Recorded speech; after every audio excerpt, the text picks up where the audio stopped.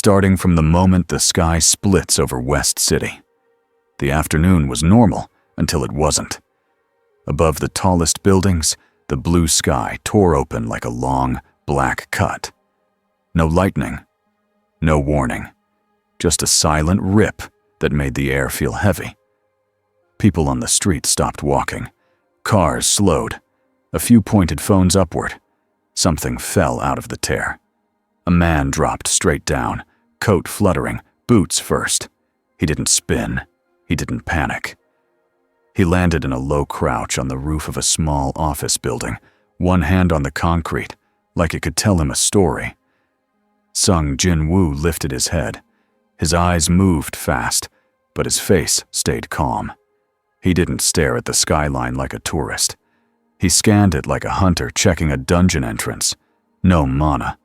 That was the first thing he noticed. The air was wrong. It wasn't empty. But it didn't feel like his world.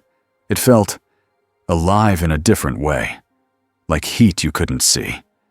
His shadow stretched behind him, longer than it should have been in the sun.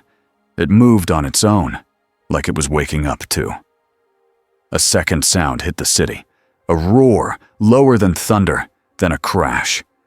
Something punched through the edge of a park 2 blocks away, throwing up dirt and broken pavement. A round, metal pod rolled, smoked, then popped open with a hiss. Jin-Woo didn't wait for screams. He was already moving. He stepped off the roof as if the space between buildings was just another floor. His body fell, then slowed, then shifted in a way that didn't match gravity. He landed on a streetlight and then dropped again, soft on the ground. People were running now. A mother grabbed her kid. A man fell and crawled. A dog barked until its owner yanked the leash so hard the dog yelped. From the pod, figures in black armor marched out. Their boots hit the ground like they owned it. Their heads turned in sharp angles. One raised a blaster and fired into the air. The sound cracked like hard plastic snapping. Civilians, Jin-Woo thought. Raid. The soldier shouted in a language Jin-Woo didn't know, but the meaning was clear. Stay down. Obey. Fear. Another soldier fired at a fleeing man, missing on purpose, just close enough to make him trip. Jin-Woo's hand went to his dagger. He did not shout. He did not announce himself. He moved. He appeared behind the nearest soldier, not by speed alone, but by slipping through a patch of shadow cast by a parked truck. His dagger flashed once. The soldier stiffened, then dropped. Before the body hit the ground, Jin-Woo's fingers reached out. Arise! Black smoke poured up from the fallen soldier's shadow. It twisted, thick and heavy. Then it pulled itself into shape. A shadow soldier stood up. It looked like the dead man, but darker, like a moving silhouette with armor lines carved in. Its eyes glowed a dim blue. It turned and dropped to one knee without being told. The other soldiers saw it and froze. Their fear came fast, not because they understood what it was, but because it broke their rules. Jin-Woo didn't waste that moment. He moved again. 2 more soldiers fell, clean and fast. 2 more shadows rose behind him. Now there were 3 kneeling shapes in the street, silent and obedient, like a small guard line. People stopped running just long enough to stare. Is that a hero? Someone whispered. A soldier aimed at Jin-Woo. Jin-Woo didn't dodge. His shadow soldier took the shot. The blast hit its chest and flared, but the shadow didn't bleed. It staggered, then straightened again, like pain was just a message it didn't need to read. Jin-Woo's eyes narrowed. These weapons don't work the same, he thought. He stepped forward. The soldiers fired together. Bright bolts filled the street. Jin-Woo vanished into the shade of a street sign and reappeared to the side, almost like the world blinked and forgot he had been there. One bolt grazed his coat, burning the cloth. He didn't react. He threw a dagger. It struck a soldier's wrist. The blaster clattered. The soldier screamed. Then the street went quiet in a different way. Not from fear, from pressure. Like the air suddenly had a weight. Jin Wu felt it first. It pressed against his skin, not like mana, but like a living force. It rolled over the street, over the buildings, and made every hair on his arms want to stand up. Someone powerful was coming. Two figures dropped from the sky and landed at the edge of the park. One was short with a shaved head and a nervous face. The other was a woman with blonde hair, calm eyes, and a steady stance like she had fought wars and didn't need to prove it. Krillin's eyes went wide as he took in the scene. Civilians crouched behind cars, 3 black-armored invaders, and in the center, a young man with black eyes and an army of shadows kneeling around him. "What is that?" Krillin breathed. Android 18 didn't flinch, but her gaze sharpened. "It's not Kai," she said, "but it's not normal either." Jin Wu turned toward them. He didn't raise his dagger. He didn't lower it either. For 1 second, everyone held still, like the city was waiting to see what kind of story this was. A shadow soldier beside Jin Wu shifted, ready. Krillin stepped forward, palms open. "Hey, are you with them?" Jin Wu didn't understand the words, but he understood the tone. He pointed the tip of his dagger toward the remaining invaders. Then he looked back at Krillin and 18 and said in a low voice, "Enemy." Krillin blinked. "Okay, that helps."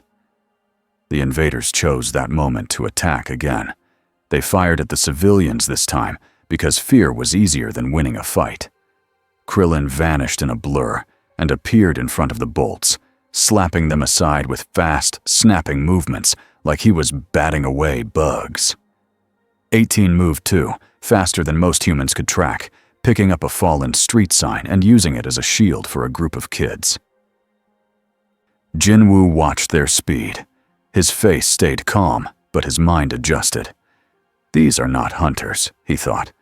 These are monsters in human shape.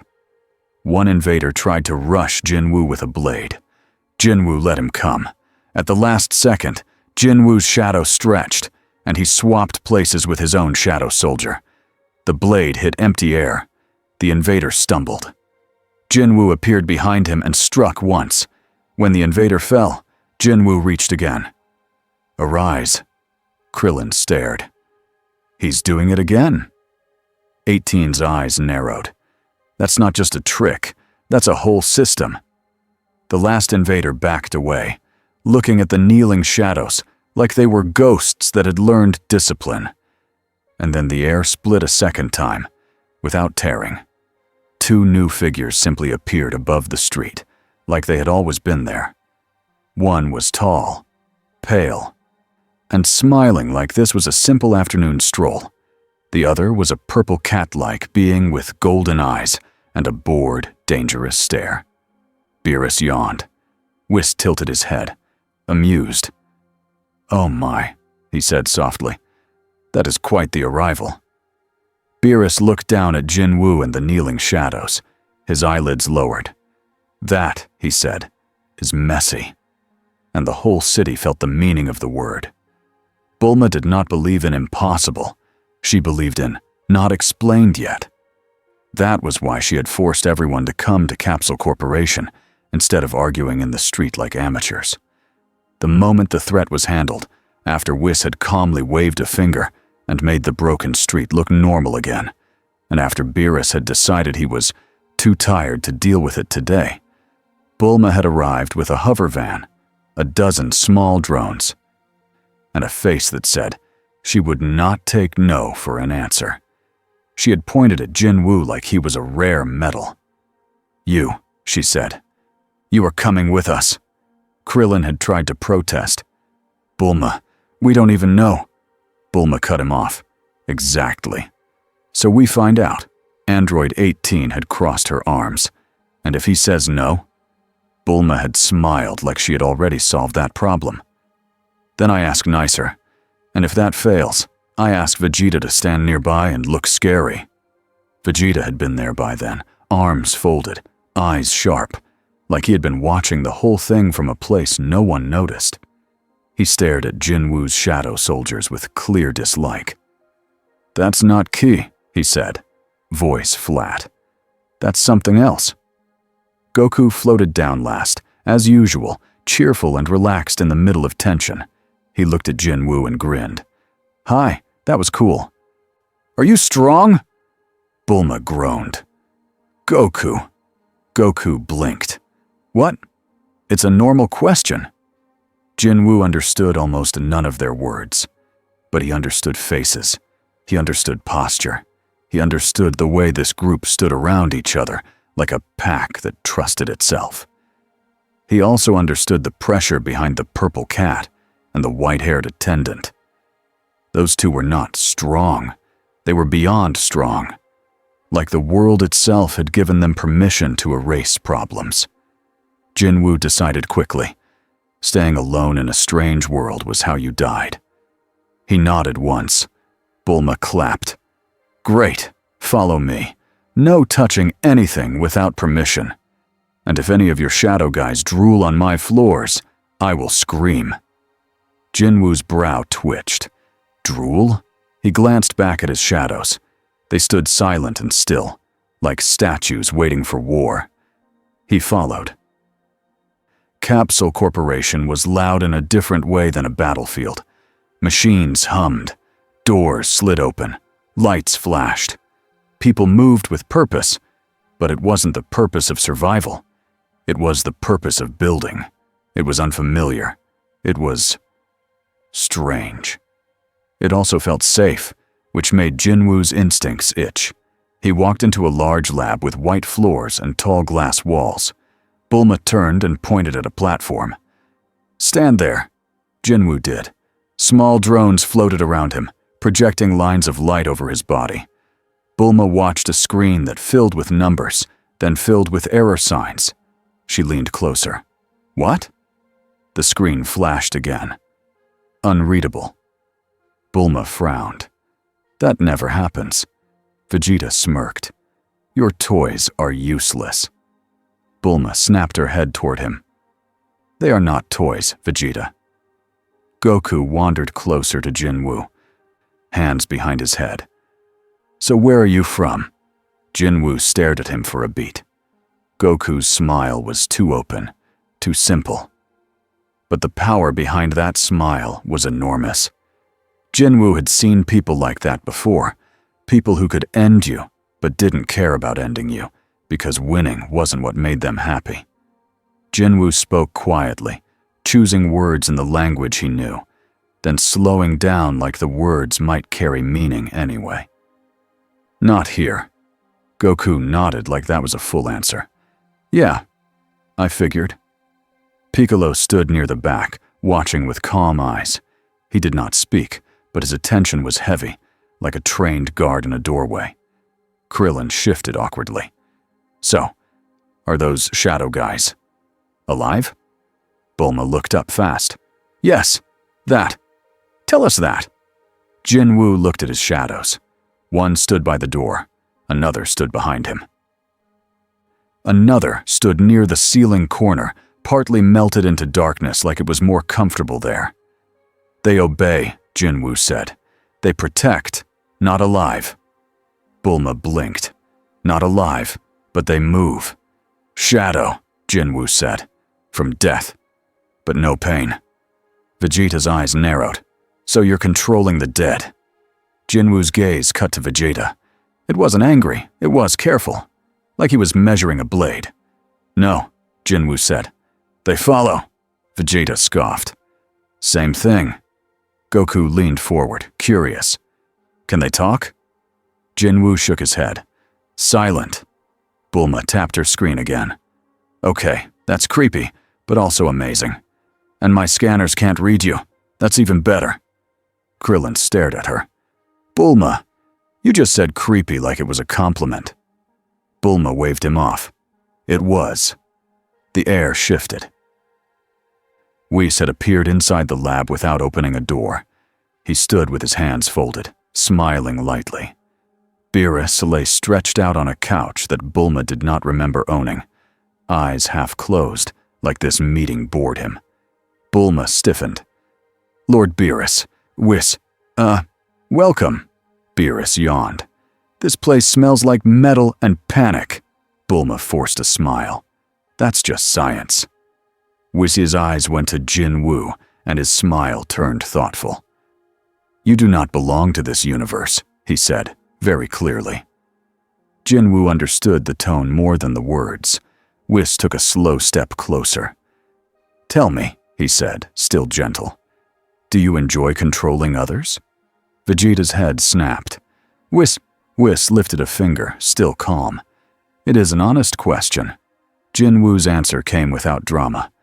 I protect. Whis tilted his head. That was not the question. Jin Wu's eyes lowered for a second, then lifted again. I don't enjoy. I do. Beerus cracked one eye open. Goku scratched his cheek. That makes sense, Bulma muttered. Goku, you say that about everything. Piccolo finally spoke, voice calm and deep. What do you want? Silence. That was harder for Jin Wu than fights. In fights, you always knew what you wanted. You wanted to live. You wanted to win. You wanted to protect. Here, he had options. That was dangerous. He answered in 3 short beats, like reporting to a guild leader. Find way back, he said first. Then, after a small pause, learn this world. Then, quietest. No cage. Vegeta's lip curled. Nobody here is trying to cage you. Jin Wu looked at him. Not yet. Bulma pointed a pen at Vegeta like a weapon. He's not wrong. Beerus sat up, tail flicking once. Listen, he said, voice lazy but sharp. If you cause balance problems, I erase you. That's simple. Goku winced. Beerus? Beerus shrugged. He should know the rules. Jin Wu held Beerus's gaze. He felt the difference. Beerus was not a boss monster. He was not a hunter. He was the kind of being that made the word fight feel silly. Jin Wu did not bow. He only gave a small nod, like he accepted information. Whis' eyes brightened, amused. He's not frightened in the normal way, Whis said. Vegeta stepped forward. I don't like mystery power, he said. It turns people soft or reckless. Which are you? Jin Wu answered honestly. Neither. Vegeta's eyes narrowed further. We'll see. Bulma cleared her throat. Okay, great. While you two have your staring contest, I'm going to run more tests. Jin Wu felt a soft tug in his chest. A small blue window flickered in his vision. Daily quest available. His eyes twitched. Bulma noticed. What? What is that face? Jin Wu didn't answer. Another line appeared. Daily quest. 100 push-ups, 100 sit-ups, 100 squats, run 10 km. He stared. Of all moments. Vegeta noticed Jin Wu's slight pause and smirked. What? Scared now? Jin Wu looked at him. Then, calmly, he dropped to the floor and started doing push-ups. Everyone froze. Bulma's mouth opened. Is this a thing you do when you're stressed? Krillin leaned in. Are you okay? Goku's eyes lit up. Oh, training. Nice. Vegeta stared, offended for reasons nobody understood. You're doing basic exercises. Right now? Jin Wu didn't stop. Yes. Beerus blinked slowly. Mortals are strange. Whis smiled wider. This is going to be entertaining. Piccolo watched Jin Wu's steady pace and said quietly, almost to himself, Discipline. Bulma lifted her hands. Okay, fine. Do your push-up ritual. But after that, you're telling me how you got here. Jin Wu finished the set without changing expression. Then he stood, dusted off his hands, and spoke in simple pieces.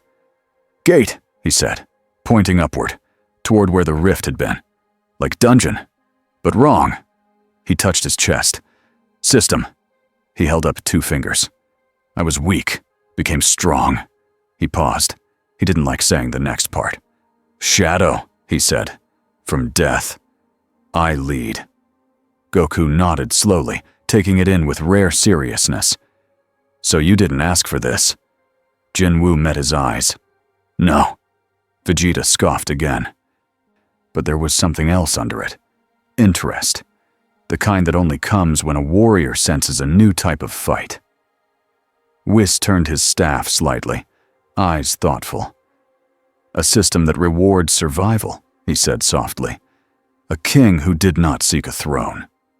Beerus laid back down. "Just don't break my nap schedule." Bulma pointed at Jin-Woo like she was signing a contract. "All right. Here's the deal. You stay here for now. We watch you. You don't scare my employees. You don't make an army in my backyard without telling me first." Jin-Woo's voice stayed even. "I can agree." Vegeta's eyes sharpened. "And if you don't?" Jin-Woo looked at Vegeta, then at Goku, then at Piccolo. "Then you try stop," he said simply. Vegeta grinned like he had been waiting to hear that. Goku laughed, warm and excited. "Okay, I like him." Outside the lab, far beyond Earth's blue sky, a different set of eyes narrowed. A report played on a screen in a dark ship. A voice said, carefully, "He arrived from nowhere. He commands an army that rises from shadows." Another voice, smooth and cruel, replied, "An army that does not tire." Frieza's smile stretched. "Find him," he said, "and bring me his secret." The first strike came 2 nights later. Piccolo felt it first, because Piccolo always felt the sky when it changed. He stood alone on a cliff outside the city, arms folded, cape moving in the wind. The stars were bright, but there was a thin, ugly tension in the air, like the world was holding its breath. Then he sensed it. Not one presence. Many. Small, sharp, moving fast. He didn't wait for confirmation. He moved. A blur of green shot through the night toward a rocky wasteland, where Earth had fewer people and more empty space. A safe battlefield. Goku and Vegeta arrived seconds later, because they had been training and arguing, as usual. Gohan came too, because he had learned the hard way that danger didn't schedule itself around his peace. And Jin-Woo appeared from a patch of shadow beside a boulder, as if he had been standing there the whole time. He didn't speak first. He watched. Above the wasteland, a row of small ships hovered, lights dim. Doors opened, and black-armored soldiers dropped like raindrops. Frieza force. They didn't attack right away. They spread out. They carried devices, not just weapons. Poles with glowing tips. Nets that shimmered faintly. Capsules with tight, sealed locks. Piccolo's jaw tightened. "They're not here to test us," he said. "They're here to take something." Vegeta's eyes flashed. "Let them try." Goku cracked his knuckles, cheerful but focused. "Yeah, but let's keep it away from the city." Gohan's gaze went to Jin-Woo. "They came because of you," he said quietly. Jin-Woo didn't deny it. "Yes."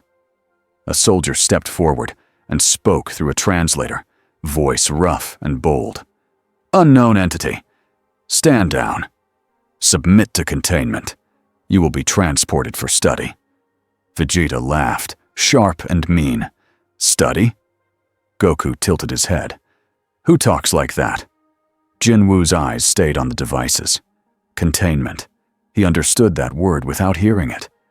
The soldiers raised their poles. A field of light spread low across the ground, like a thin net over dirt and rock. The field touched the shadow under Jin-Woo's feet.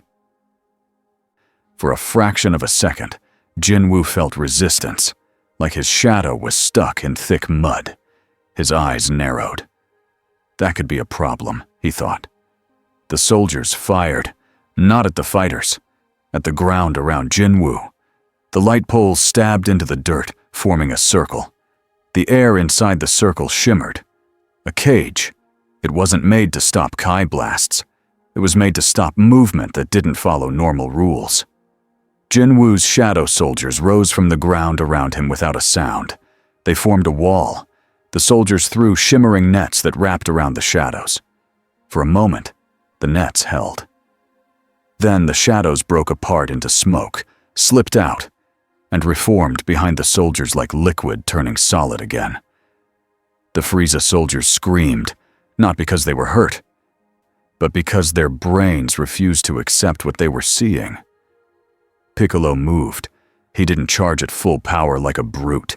He cut through the lines, snapping necks with clean strikes, knocking weapons away, destroying the cage poles with precise blasts that didn't scatter into the sky. Gohan protected the edge, making sure no stray blast could arc toward the city. His face was calm, but his eyes were sharp. Goku moved like joy and danger mixed together, flickering between soldiers, tapping heads, disarming them, smiling as if he couldn't help himself. "Sorry, he said as he dropped another one. "But you shouldn't do that." Vegeta didn't bother with apologies. He hit like a hammer, fast and direct, leaving soldiers unconscious in piles. Jin Wu watched their speed again. He didn't chase it. He used it. He sent 2 shadow soldiers to the far left flank, not to fight, but to watch. Scouts. Another shadow melted into the ground and traveled under the enemy line. Jin Wu stepped forward, and the cage field pushed back. He lifted his dagger. The air inside the field felt thick. His shadow felt slow, so he didn't try to force it. He used the one thing the cage couldn't lock down: an order. "Split," he said softly.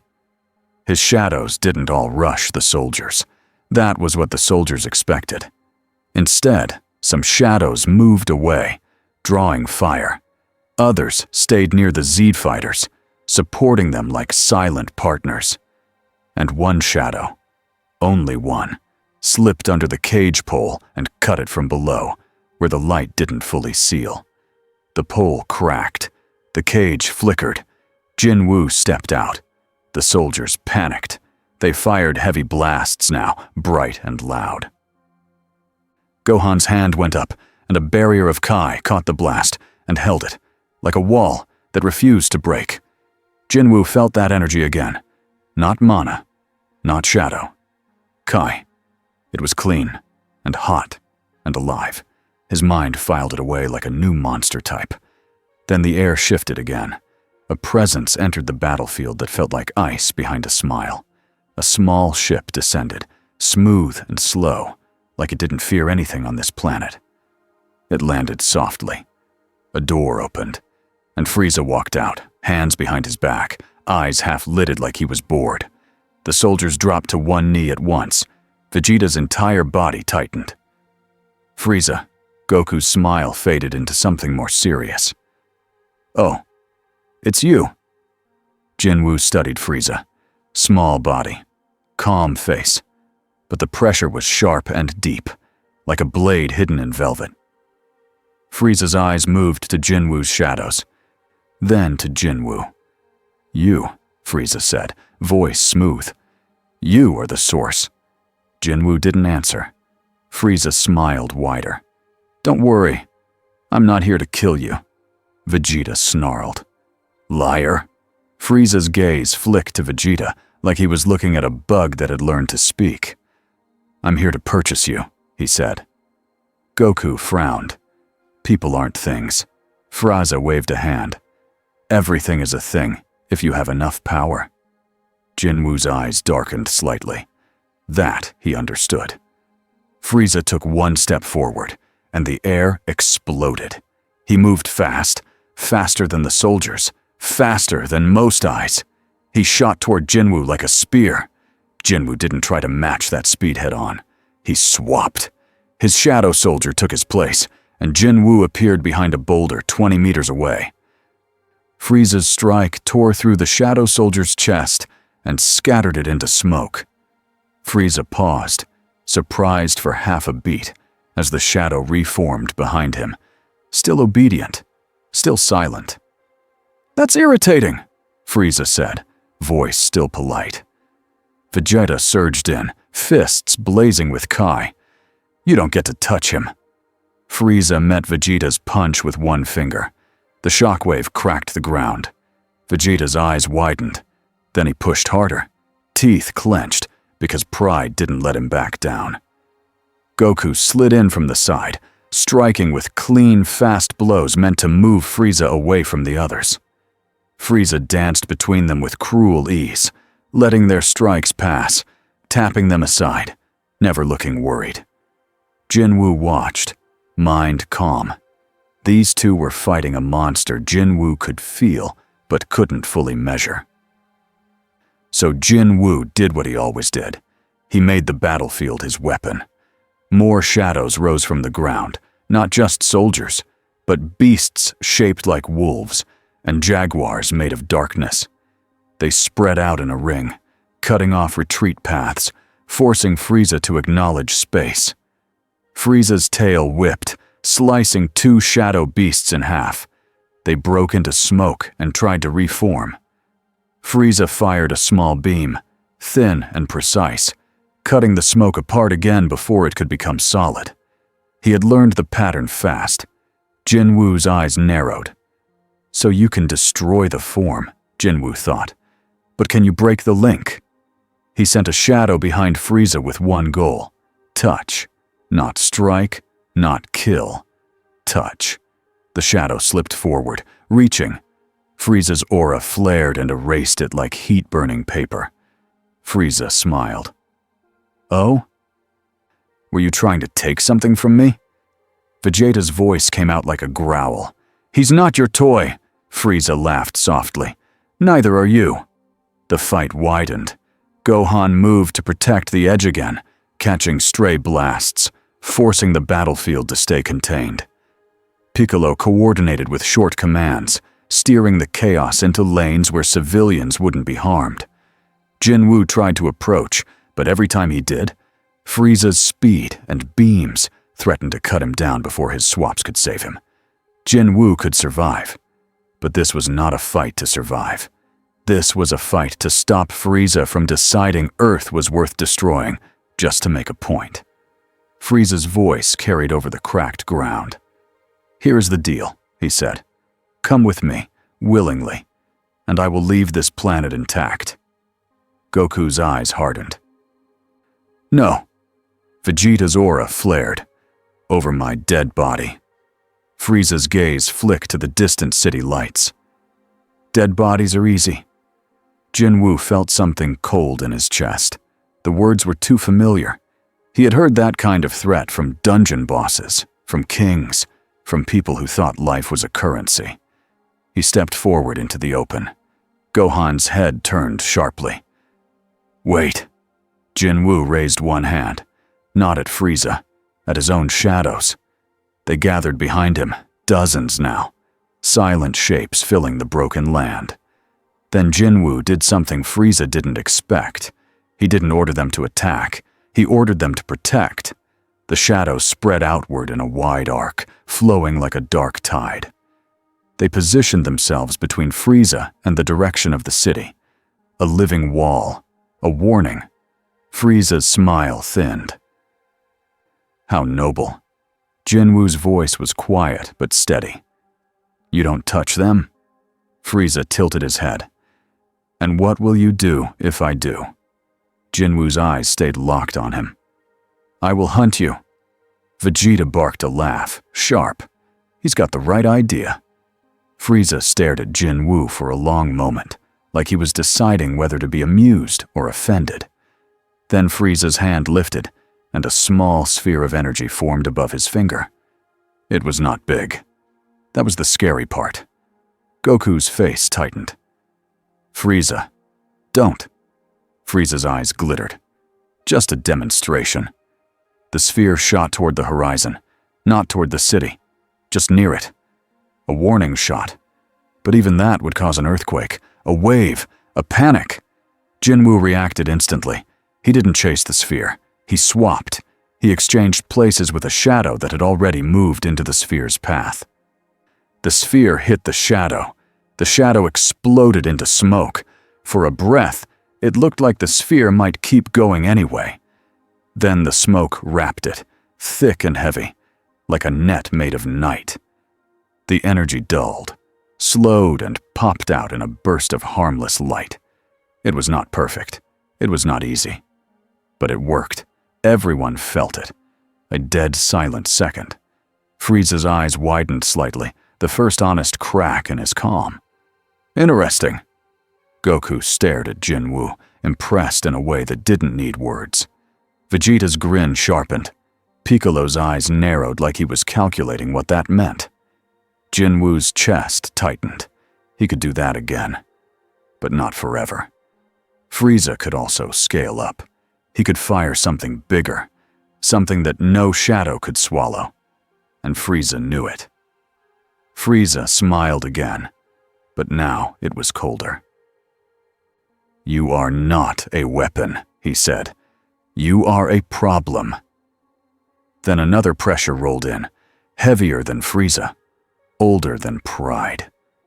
Beerus appeared above the battlefield, floating with a bored face like he had been dragged out of bed for someone else's drama. Whis floated beside him, calm as always. Beerus looked down at the cracked land, looked at Frieza, looked at the shadows. He sighed. You, Beerus said, pointing lazily at Frieza. Are you making noise on my planet again? Frieza's posture changed instantly. His smile stayed, but it became careful. Lord Beerus, he said smoothly, I wasn't aware this planet still held your interest. Beerus's eyes narrowed. It doesn't. But you're annoying me. Frieza's gaze flicked toward Jin-Woo again, quick and hungry. He wanted the prize. He also knew the truth. Beerus could erase him before he blinked. Frieza took a small step back, hands lifting in a polite gesture. Of course, he said. I will take my leave. Vegeta's aura still burned. Coward, Frieza chuckled. Call it survival. He turned his head slightly toward Jin-Woo, voice quiet enough that it felt personal. This isn't over, Frieza said. You are rare. Rare things get taken. Then Frieza lifted into the air and drifted back to his ship like the fight had been a business meeting that ended early. The ships rose too, pulling away into the stars. The battlefield fell silent except for the wind. Beerus yawned. Clean this up, he said, like they had spilled a drink. Whis smiled at Jin-Woo. You defended mortals you just met, he said. That says something. Jin-Woo didn't answer right away. He looked toward the city lights in the distance. He thought about how easily Frieza had aimed near it. He thought about how easily Beerus could erase anything, including him, if balance felt wrong. He thought about the system that still hovered like a quiet judge in his mind. A new world, new rules, new gods, and now a new enemy who wanted to own him. Jin-Woo's shadow stood around him, waiting. Goku floated closer, smiling again, but softer. Hey, he said. You did good. Vegeta crossed his arms, still glaring at the sky where Frieza vanished.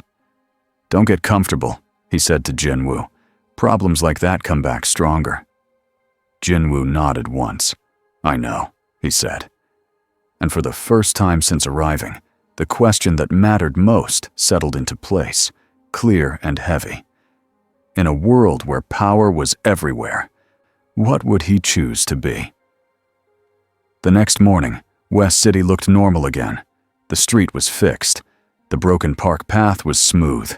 Even the scorch marks were gone. Whis had done it with a few gentle taps of his staff, like he was cleaning dust off a shelf. But people still remembered the fear. They remembered the black soldiers. They remembered the shadows that stood up after they fell. They remembered the purple god in the sky, who yawned like the whole world was small. Capsule Corporation became a magnet for cameras. Reporters crowded the gates. Security drones hovered in neat lines. Bulma's staff tried to act calm, but their eyes kept flicking toward any dark corner. Jin-Woo stood in a quiet hallway on an upper floor, away from the noise. He could hear the building, the hum of machines, the fast steps of workers. the soft buzz of fear underneath it all. His shadows were spread out without anyone noticing.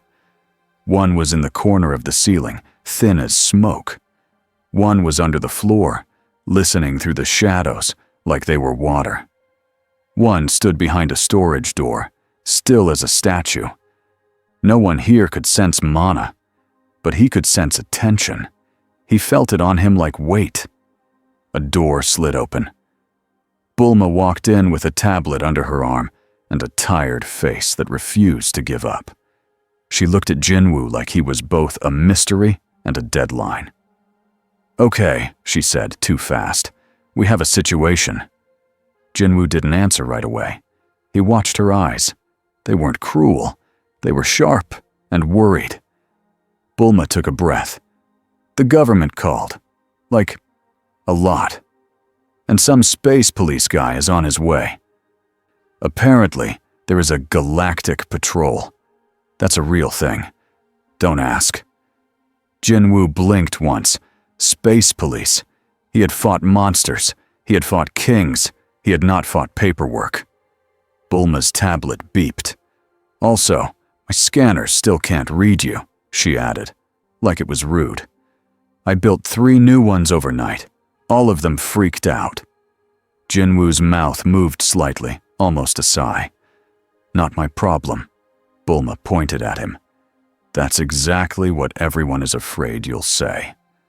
Before Jin-Woo could respond, another presence entered the hallway. Piccolo. He didn't make noise. He never needed to. He just appeared like a shadow that decided to be green today. "Come with me," Piccolo said. Bulma lifted her hands. "Great. Yes, take him. Talk to him. Make him less scary." Jin-Woo followed Piccolo without asking where. It wasn't trust. It was choice. Piccolo led him to a training room built into Capsule Corp's lower levels. It was wide and empty, with thick walls meant to take hits. It smelled like metal and old sweat. Piccolo stopped and faced him. For a long second, neither spoke. It was not awkward. It was testing. Finally, Piccolo said, "You've been here 2 days. You still haven't told us your name." Jin-Woo's eyes narrowed slightly. Names were power in some places. Names made you real. Names let people grab you.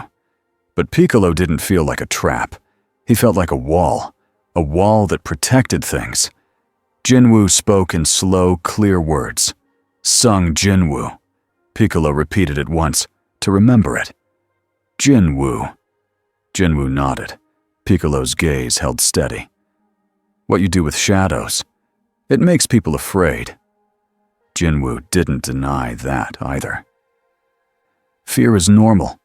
Piccolo stepped closer. "No, fear makes people make bad choices. That's the problem." Jin-Woo's face stayed calm, but something inside him tightened. Bad choices. He had seen that too many times. Piccolo continued, "I'm not asking you to stop being what you are. I'm asking you to understand what this world is." Jin-Woo looked at him. "This world is strong." Piccolo gave a small nod. "Strong people. Strong enemies. Strong gods. And one thing we try to do, even when we mess up, is protect people who can't fight." Jin-Woo's eyes shifted, just slightly, toward the memory of Frieza's warning shot. "I protected," he said. Piccolo's voice stayed even. "Good. Then let's make sure you can keep doing that without turning into what scares them." Jin-Woo's jaw tightened. "I am not a villain." Piccolo didn't flinch. "I didn't say you were." That was the first time Jin-Woo felt a tiny crack in the wall around his chest. Not trust yet, but a space where trust could grow.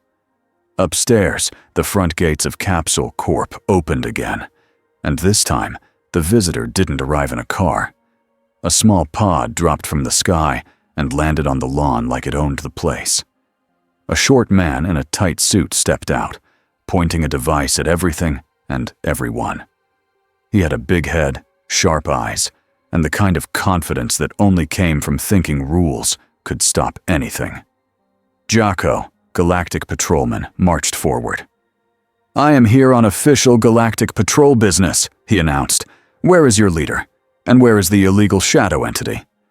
Bulma met him with a fake smile and tired eyes. "Hi. Welcome. Please don't threaten my lawn." Jocko lifted his chin. "This is a very serious matter. We got reports of an unknown force invading, followed by a second unknown force that raises fallen soldiers as obedient soldiers." Bulma's smile didn't move. "Yeah, that's not even the weirdest thing this week." Jocko's eyes flicked across the grounds. "Where is he?" Bulma leaned closer. "He's not illegal. He's a person." Jocko pointed a finger. "A person does not come with an army made of darkness," Bulma snapped. "You ever meet Vegeta? He comes with an attitude made of darkness." Vegeta chose that moment to land on the lawn like a meteor, arms crossed, face annoyed. Jocko jumped back. "Ah, there's the angry one." Vegeta didn't even look at him. "Why is there a tiny man shouting at my house?" "It's not your house," Bulma muttered. Jocko cleared his throat, trying to regain control. "As I was saying, Galactic Patrol policy requires—" Vegeta's eyes slid toward him. "Policy?" Jocko stood straighter. "Yes, policy, rules, laws, order." Vegeta's aura flared for half a second, just enough to make the air vibrate. Jocko swallowed. Also, we prefer cooperation." Bulma pinched the bridge of her nose. "Okay, great. Cooperation. Come inside. We'll talk. Nobody is arresting anybody." Jocko walked in like a judge entering a courtroom. Inside, things only got worse for him. Because Jin Wu was already there, standing at the far end of a conference room, silent as stone. His shadows didn't show themselves. But Jocko still felt something wrong when he looked at him, like the lights were slightly dimmer around him. Jocko pointed at Jin Wu at once. "That's him! That's the—" Jin Wu looked at him. Just looked. Jocko's voice died in his throat. Bulma placed a hand on Jocko's shoulder, like she was calming a barking dog. "This is Jin Wu," she said. "He saved civilians. He fought off Frieza's soldiers. He did not hurt anyone here." Jocko's eyes widened. "Frieza?"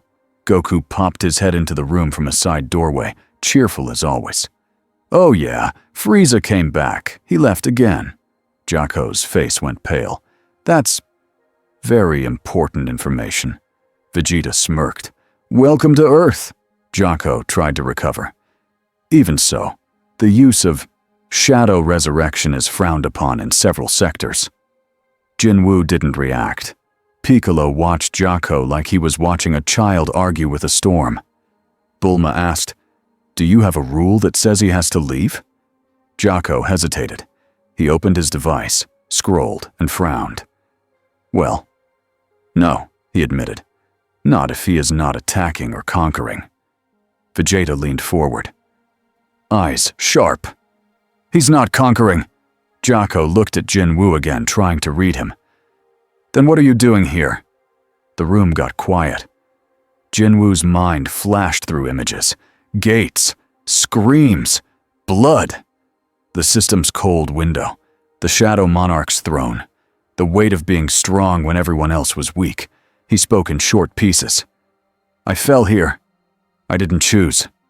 Jocko blinked. "You fell? From where?" Jin Wu's gaze lifted slightly, like he could see his old sky through this ceiling. "Different world." Bulma's eyes lit up. "Multiverse theory," she murmured, excited even now. Jocko looked like he was going to faint. "That's not in my manual." Goku leaned in, smiling at Jin Wu. "So, you want to go home?" Jin Wu paused. Home was not a place he missed. Home was a place he survived. But there were people there. There were things he had left unfinished. "Yes," he said. Vegeta's eyes narrowed. "And if you can't?" Jin Wu looked at him. "Then I live." Vegeta's jaw flexed. like he didn't like how honest that was. Bulma clapped her hands once, loud. "Okay, great. Everyone breathe. We have a visitor from another world, space police paperwork, and Frieza watching us. Normal." Jaco lifted a finger. "Frieza watching you is not normal." Bulma waved him off. "You'll get used to it." After the meeting, Piccolo walked Jin-Woo out to a quiet balcony above the city. West City stretched out, bright and busy. Normal people lived down there. They didn't know how close death had come. They just knew something scary had happened, and now they wanted answers. Jin-Woo watched them like he was looking at a lake he didn't want to disturb. Piccolo spoke quietly. "You've been in battles where death is final." Jin-Woo's eyes flicked to him.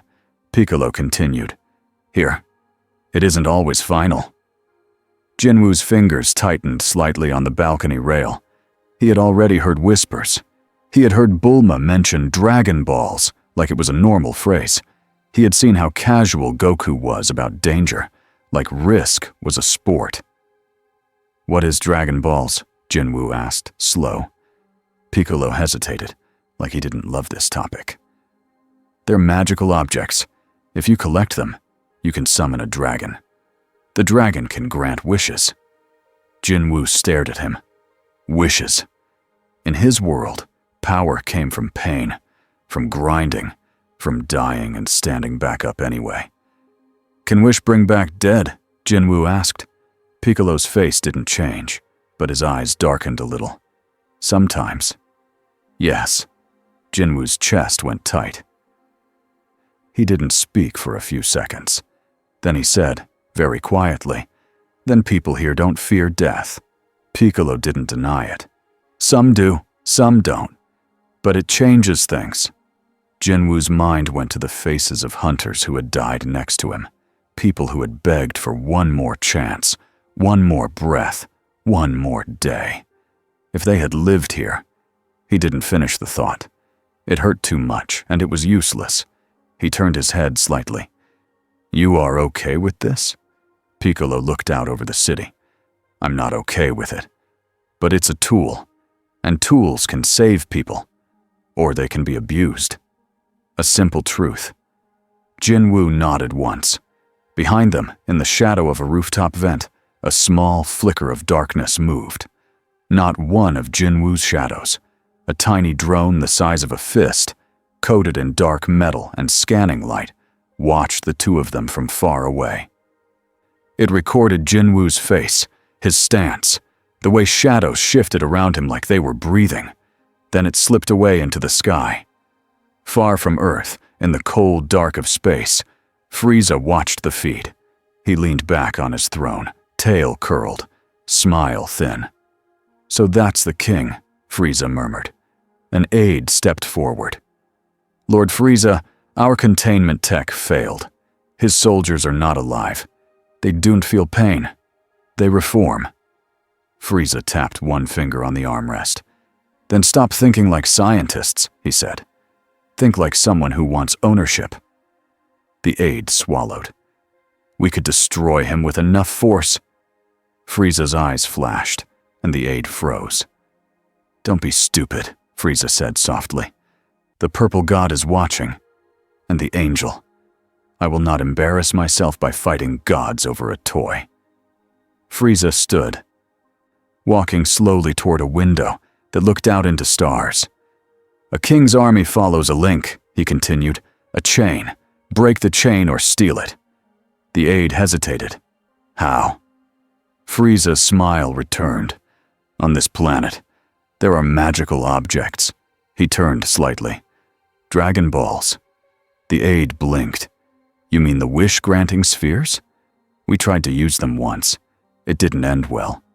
Frieza's voice stayed smooth. "That is because you asked for childish things. Immortality. Revenge." He looked back at the recording of Jin-Woo, still calm, still guarded. "I will ask for something cleaner," Frieza said. "Something that doesn't kill him. Something that doesn't anger the gods." He leaned closer to the screen, eyes bright with hunger. I will ask for a hand on the chain." Back on Earth, Vegeta found Jin Wu alone late at night. The training room lights were dim. The building was quiet. Most people slept. Vegeta didn't knock. He never knocked. He walked in, arms crossed, and stared at Jin Wu like he was studying a rival. Jin Wu didn't move. He didn't greet him either. Vegeta spoke first. "You're dangerous," Jin Wu answered evenly. "So are you." Vegeta's mouth twitched, almost a smile. "True." He stepped closer, voice lower. "Here's what you need to know about this world. Power is everywhere. It's easy to get addicted to it. It makes people bored, and bored, strong people become monsters." Jin Wu's eyes narrowed slightly. "I don't get bored." Vegeta's gaze sharpened. "Everyone does. Even gods." Jin Wu said nothing. His face didn't change, but he felt the truth in Vegeta's words like a blade tip pressing skin. Vegeta nodded once, like he saw something in Jin Wu's silence. Then Vegeta added, "Rougher. If you ever aim those shadows at Earth, I won't hesitate." Jin Wu's voice stayed calm. "If I ever aim them at Earth, I deserve it." Vegeta paused. That answer wasn't what Vegeta expected. He turned away, looking at the floor, then back again. He grunted. "At least you're honest." Vegeta walked out without another word. The door slid shut. Jin Wu exhaled slowly. A blue window flickered in his vision. Daily quest available. He closed his eyes for a second, annoyed. The system always chose the worst time. The next line appeared. Daily quest. Meditate for 30 minutes. Control your breath. Jin Wu opened his eyes again and stared at the empty room. "Meditate," he muttered. He sat down on the floor anyway, because the system never asked. It demanded. And because in this world, control might matter more than strength. Outside, the city slept, and somewhere in the dark between stars, Frieza's plan moved forward, quiet and sharp. Not a war, not yet. A theft, a wish, a chain waiting to be grabbed. In the days that followed, Jin Wu did something that made Bulma angry and made Piccolo quietly pleased. He trained, not for fun, not to show off, to understand.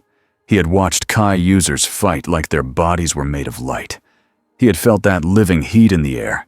He had seen beams and barriers and flight that didn't rely on shadows. If he stayed here, he needed to know what Ki was. He needed to know how to read it. So he went where serious training happened. Not the main lab, not the front yard, where Goku laughed and challenged people to spar. He went to the quiet places with Piccolo. Mountains, empty plains, forest edges where no one watched. Piccolo didn't teach with speeches. He taught with silence and pressure. He sat across from Jin Wu on a flat rock, legs crossed, eyes closed. "Feel the air," Piccolo said. Jin Wu stared at him. "Air is air." Piccolo opened one eye. "No, not to us." Jin Wu took a slow breath. At first he felt nothing new. Just wind, just smell, just temperature. Then Piccolo said, "Stop trying to hunt it." Jin Wu's jaw tightened. "Hunting is what I do." "I know," Piccolo said. "That's why you're failing." Jin Wu frowned. Piccolo's voice stayed calm.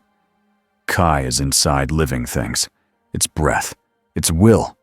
You don't catch it like prey. You let yourself notice it. Jin Wu sat still. He let his shoulders drop. He stopped scanning for enemies. He listened, and slowly, faintly, he felt it. Not mana. Something warmer, like the sun through cloth, like a heartbeat you didn't realize you could hear. His eyes opened slightly. "I feel heat." Piccolo nodded. "Good. That's a start." Jin Wu kept training like that each day. The system made it worse and funnier, because the system refused to respect Piccolo's calm. One afternoon, right in the middle of silent breathing practice, The blue window flashed. Daily quest. 100 push-ups. Jin-Woo's eyelid twitched. Piccolo didn't even open his eyes. "Don't tell me," he said. Jin-Woo sighed and dropped into push-ups on the rock. Piccolo finally opened his eyes and stared. "What is that?" Jin-Woo didn't stop. "System." Piccolo's brow furrowed. "A voice?" "A window," Jin-Woo said. "Rules." Piccolo stared longer. "And you just obey?" Jin-Woo finished the set and stood up like it was normal.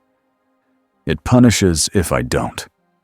Piccolo's face hardened for a second. "I don't like that." Jin-Woo's expression stayed flat. "Me neither." Sometimes Vegeta joined, not because he wanted to help, because he wanted answers.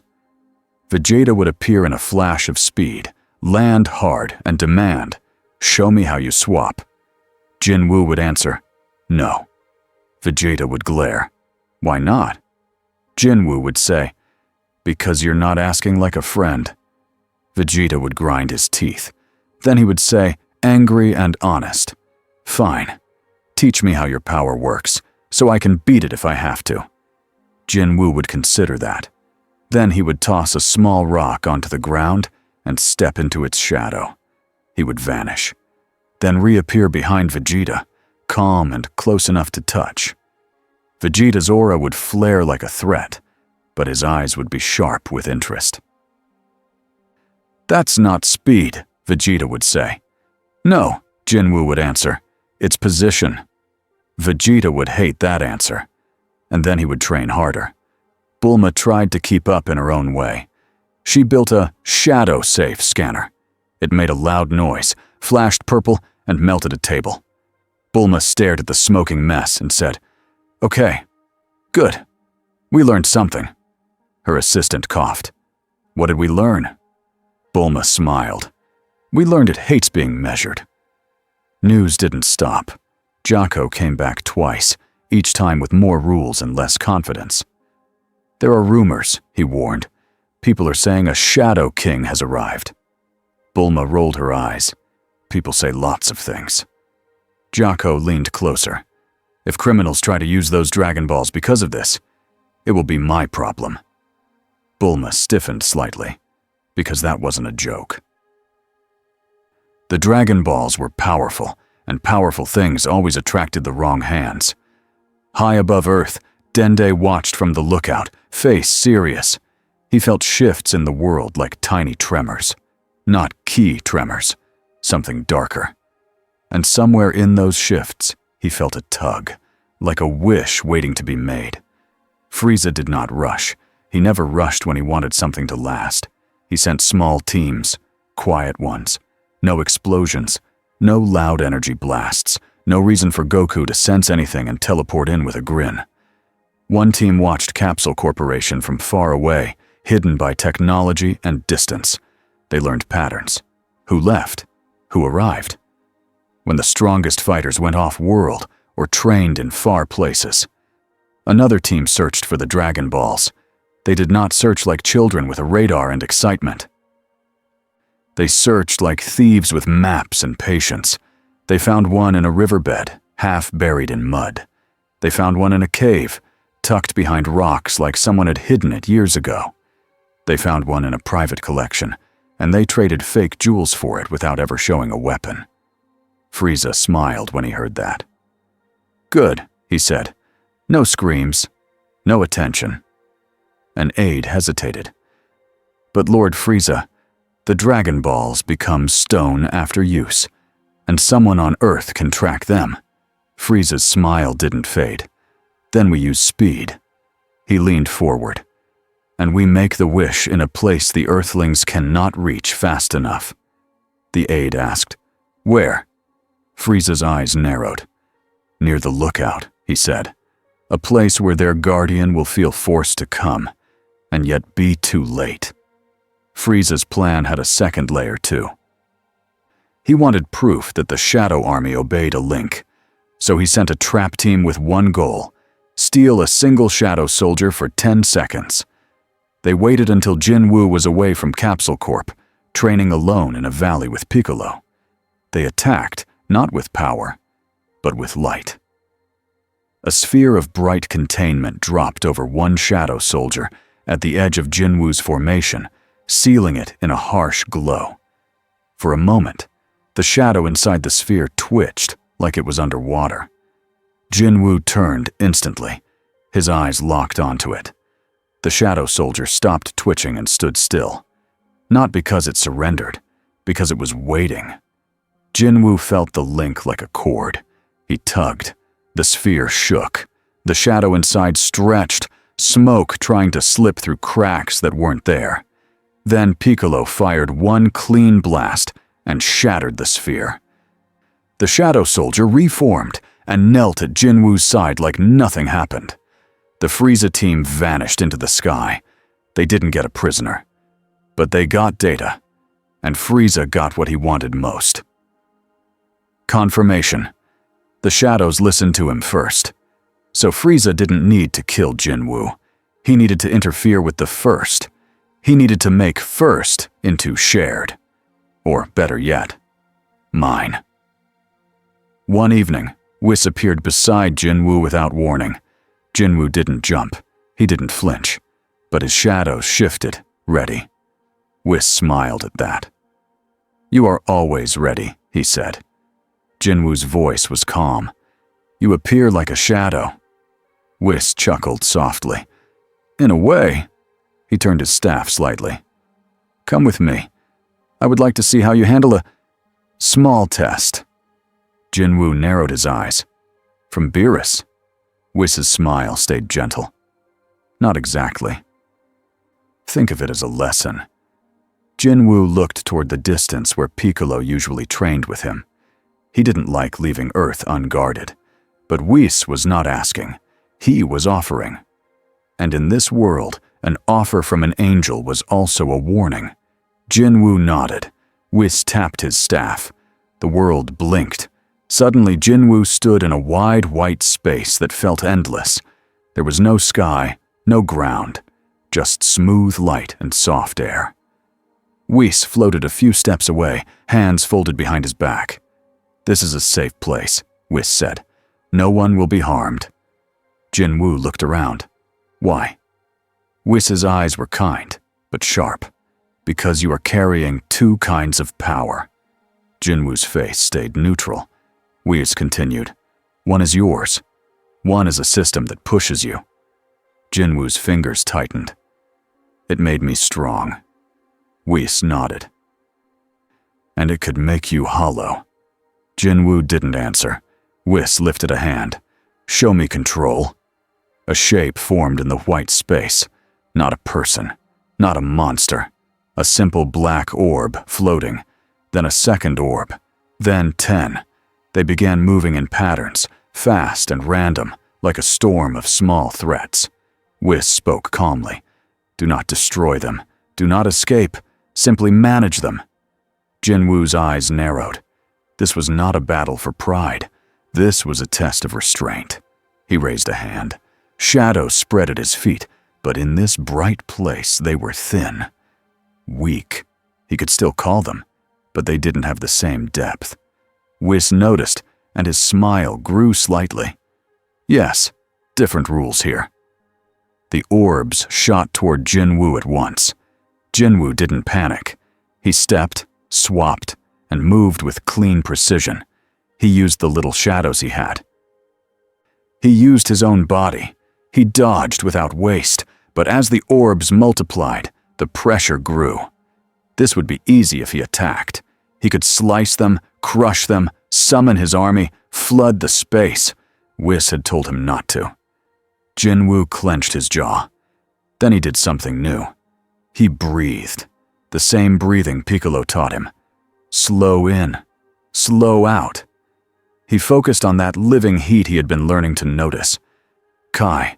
It was faint in him, but it was there. His body warmed from the inside. Not mana, not shadow, a different kind of strength. His movements became smoother, less reaction, more flow. He didn't win by overpowering. He won by not losing control. Wise watched with clear interest, After a while, the orbs stopped. They hovered, then faded away like mist. Weiss floated closer. "Good," he said. Jin-Woo exhaled. "Why do you care?" Wiss's smile softened. "Because balance is not only about strength." He looked Jin-Woo in the eye. "It is about what you choose when nobody is forcing you." Jin-Woo felt the system window flicker behind his eyes, like it was listening too. Then it vanished again. Wiss tapped his staff. The white space blinked away. Jin-Woo was back on Earth. He stood on a cliff, wind on his face. For a moment, it felt peaceful. Then he felt it.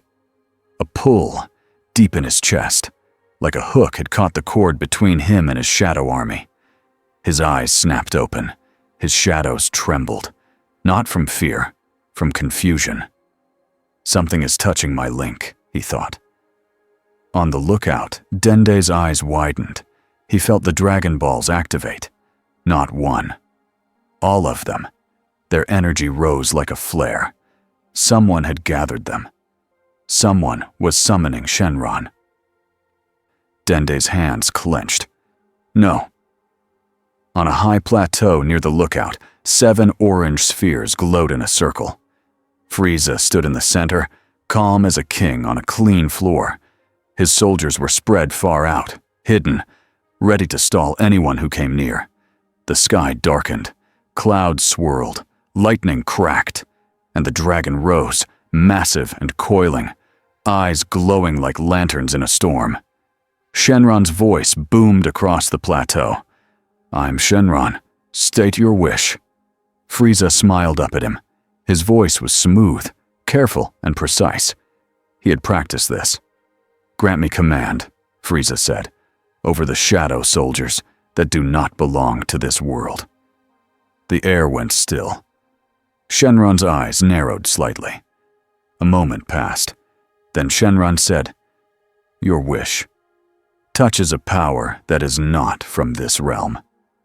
Frieza's smile did not move. "I did not ask you to kill anyone. I did not ask you to change the king. I asked only for command." Shenron's body glowed brighter. "Very well," Shenron said. A flash of light blasted outward. On Earth, Jin-Woo staggered. Not from pain, from shock. His shadow soldiers froze, every one of them. For half a second, it was like the world paused on a single breath. Then the shadows moved again, but not together. Some turned toward Jin-Woo like always. Others turned away. One shadow soldier's head lifted slowly, as if hearing a new voice behind its eyes. Jin-Woo's heart dropped. No, he thought. The shadows were his. They were the one thing he never doubted. Now doubt was inside them. In West City, a shadow that had been hiding under a streetlight slid out, stood up, and looked around like it didn't know where it was. A child nearby screamed. In the Capsule Corp lab, a shadow that had been standing in a corner moved without permission and stepped toward a worker. Bulma spun around. "Hey, no, stop!" The shadow paused, then tilted its head, like it was choosing between two orders. Goku felt the shift from far away and frowned. That's not good. Vegeta felt it too, and his face went hard. Someone messed with him. Piccolo's eyes narrowed. Dragon Balls. Jocko's device beeped so loudly it almost screamed. "Illegal wish activity detected," he yelled. I told you! I told you!" Bulma snapped. "Jocko, not now!" Jin-Woo stood on the cliff, shadows trembling around him like a pack that suddenly didn't know its leader. He reached out with his will. The link pulled. It resisted.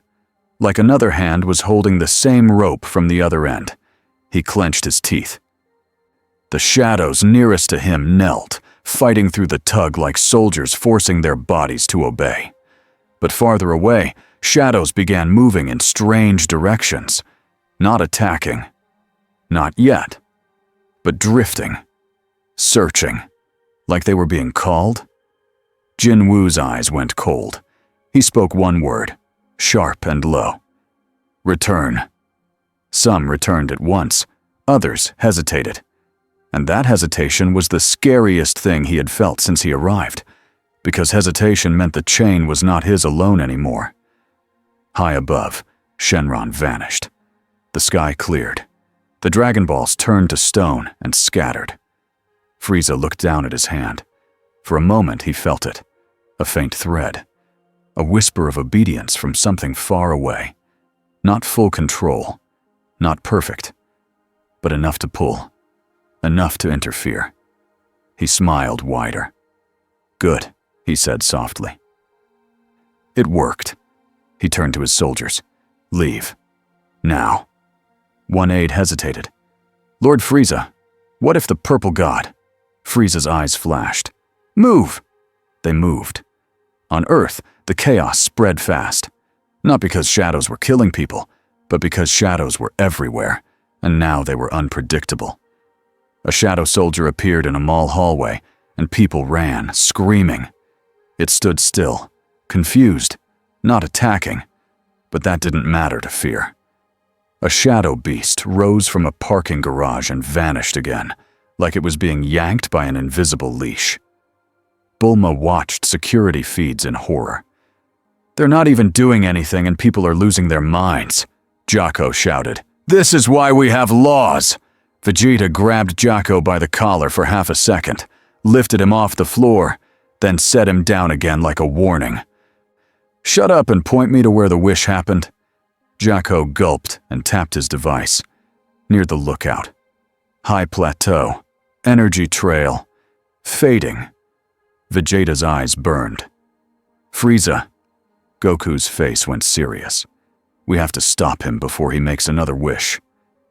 Piccolo turned toward Jin-Woo, who had appeared in the Capsule Corp courtyard, like he had crossed the world through shadow. Jin-Woo's face was calm, but his eyes were tight. Controlled anger. Bulma stepped toward him slowly. "Jin-Woo." He spoke in short pieces. "Someone pulled my army." Bulma's jaw clenched. "Frieza." Jin-Woo looked at her. "Dragon Balls did this?" Bulma swallowed. "Yeah." Jin-Woo's fists tightened. "Wishes." His voice turned colder. "This world makes death a tool. Now it makes my soldiers a tool." Goku stepped forward, hands raised, trying to keep the air from breaking. "We'll fix it," he said. "We'll stop Frieza, and we'll make sure your shadows are safe." Jin-Woo stared at him. Goku's face was honest. Too honest to fake. Jin-Woo nodded once, sharp. "Then we move," he said. They didn't waste time with long plans. There wasn't time. They split roles the way veterans did. Piccolo and Gohan moved to protect civilians and contain panic spots where shadows had appeared. Bulma stayed with Jocko, tracking energy trails and searching for any hint of where the Dragon Balls scattered. Vegeta and Goku went hunting for Frieza, and Jin-Woo did what only he could do. He closed his eyes and reached for the chain. He didn't call shadows by shouting. He called them by will. He felt them like dots in darkness, spread across Earth like a net. Some were steady. Some were shaking. Some were drifting toward a direction that wasn't his. He opened his eyes. "Half a leash," he murmured. Then he stepped into a shadow and vanished, chasing the pull like it was a scent. In the sky over a quiet desert, one of Jin-Woo's stronger shadow commanders appeared, armor dark and eyes glowing blue. It hovered, torn between two orders. For the first time, it raised its head without kneeling. Jin-Woo appeared in front of it, close enough to touch. The shadow commander didn't attack. It just trembled. Jin-Woo lifted a hand and placed it on the shadow's chest. He spoke softly, but the word carried weight. "Remember." The shadow's eyes flickered. The tug pulled again from far away. Jin-Woo pushed back, not with brute force, with the thing that made his army his: purpose, protection, a promise. The shadow commander's knees bent. It dropped into a kneel, shaking, but choosing him. Jin-Woo exhaled once, He could win these moments one by one, but it would take time, and Frieza would not give him time. Far away, Frieza's ship glided through space, silent as a knife. Frieza sat comfortably, one finger tapping his armrest. He felt the faint thread again. It tugged, then slipped. Not stable, not complete, but real. He smiled. Next, he whispered, I tighten it. On Earth, Jin Wu stood in the desert wind, shadows gathering behind him like loyal soldiers coming home. The sky above was calm again, but the calm felt false. Because now the universe had seen the truth. A single wish could shake an army that didn't even belong to this world. And if someone like Frieza could get his hand on that chain even once, then Jin Wu was no longer just a visitor. He was a central piece on the board, whether he wanted that role or not. 2 weeks after Frieza's wish, Earth stopped shaking, but it did not feel safe. People still jumped when a streetlight flickered. Some avoided alleys. Some refused to walk near bridges because shadows under bridges looked too deep. Jin Wu understood that kind of fear. Fear did not need logic. It only needed a memory. He kept his army smaller in public now. He did not flood the streets with dark soldiers, even if it would make patrol easier. He used them like quiet tools instead. One shadow watched the skies from a rooftop. Another moved under the ground like a silent alarm. A third stayed near Capsule Corp's gates, hidden, ready to block a threat before it reached the crowd. That was his routine now. Wake, train, patrol, control. He trained with Piccolo in the mornings, mostly breathing and sensing. Kuai still felt strange inside him, like a language his body was learning late. But each day he could notice it faster. Each day he could calm his heartbeat without forcing it down. Then he would move through the city, not as a king, not as a hero with speeches, but as a hunter, making sure the cage door stayed shut. Bulma called it security consulting, because Bulma needed everything to sound like a project. Jocko called it unauthorized paranormal militia activity, because Jocko needed everything to sound like a crime. Vegeta called it useful, which was the closest thing Vegeta gave to praise. Goku called it cool, and asked for sparring matches every other day, like it was a hobby. Jin-Woo did spar once. Goku's fist came in like a friendly meteor. Jin-Woo didn't pretend he could trade blows with that head-on. He used position. He used swaps. He used shadows like steps and doors. Goku laughed the whole time, but his eyes stayed sharp. Afterward, Goku sat on the ground, grinning, and said, "You don't fight like anyone I know." Jin-Woo answered, simple and honest, "I don't live like anyone you know." That night, Jin-Woo stood alone in the training room, lights off, only moonlight through a high window. His shadows waited at the edges, quiet shapes in quiet corners. He closed his eyes and reached for the link. He didn't reach like a commander demanding obedience. He reached like a person looking for family in the dark. The pull was still there, not constant, not strong, but real. A second hand on his rope. Frieza's wish did not fully control his army, but it could tug at it. It could make a shadow hesitate. It could call one away if Jin-Woo was distracted. That was unacceptable. Jin-Woo stepped into his own darkness and sank into it like water. His inner world opened. It was a black field with a cold sky, filled with a quiet pressure that had nothing to do with Kai. Shadows stood there in ranks that stretched far, far away. Some were soldiers. Some were beasts. Some were shapes too strange to name. 2 figures stood closest. One wore armor and carried a sword, posture perfect, eyes glowing steady blue. Igris. The other was larger, insect-like in outline, with a dangerous stillness that felt like a blade resting on a table. Beru. They did not speak. They never needed to. But Jin-Woo could feel their feelings through the bond.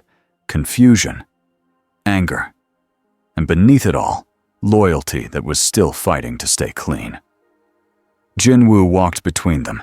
He stopped in front of Igris and placed a hand over the armored chest, the way he had done in the desert. "I know," Jin Wu said quietly. A ripple moved through the ranks, like a wave of attention. Jin Wu raised his voice just enough for the whole army to feel it. "There is a second voice," he said. "It is trying to pull you. It is trying to use you." The shadows did not move, but the air tightened, like a room listening. Jin Wu's eyes hardened. "I will not let anyone own you," he said. "Not him. Not gods. Not this world." The pull tugged again, faint but sharp, like a hook scraping. Some shadows flickered. Jin Wu did not fight the tug with rage. Rage made gaps. Gaps made control slip. He breathed in. He felt ki in his chest, small but warm. He let it steady him, not power him. Then he spoke a promise, simple as stone. "I protect," he said. "That is the first order. That is the only order that matters." The ranks answered without words.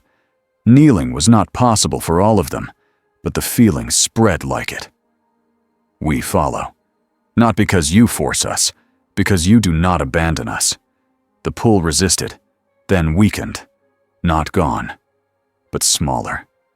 Jin Wu opened his eyes and rose back into the real world. A blue window flashed in his vision, like it had been waiting. Daily quest. Meditate for 30 minutes. Jin Wu stared at it. Of course, he sat down anyway. He breathed. He controlled. And somewhere far away, Frieza felt the thread tighten against his grip and smiled with quiet hunger. Because if the chain could be tugged, it could be stolen. All he needed was the right moment. Beerus did not call ahead. He never did. One afternoon, Jin Wu returned to Capsule Corp after patrol and found Beerus stretched across the main lounge couch like he owned the building, tail flicking, eyes half open. We stood beside the window, looking out at the city like it was a painting. Bulma was there too, hair messy, tablet clutched like a shield. She looked at Jin Wu and mouthed, "Please don't make him mad." Jin Wu understood that message perfectly. Beerus yawned. "Shadow boy," he said. Jin Wu stopped a few steps away. He did not bow.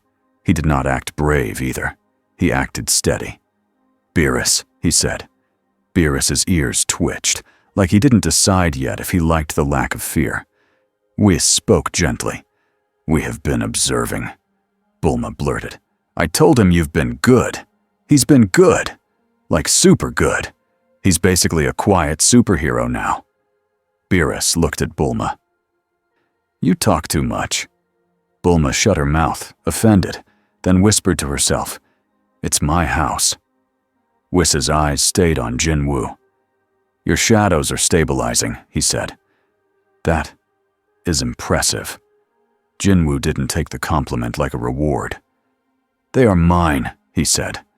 "I fix them?" Beerus's eyes narrowed. "And if you don't?" Jin Wu didn't look away. "Then someone else will pull them. More people will fear. More people will get hurt." Beerus sat up, finally showing he cared. "Good. You understand the problem." He leaned forward slightly. The air felt heavier. "This universe has rules," Beerus said.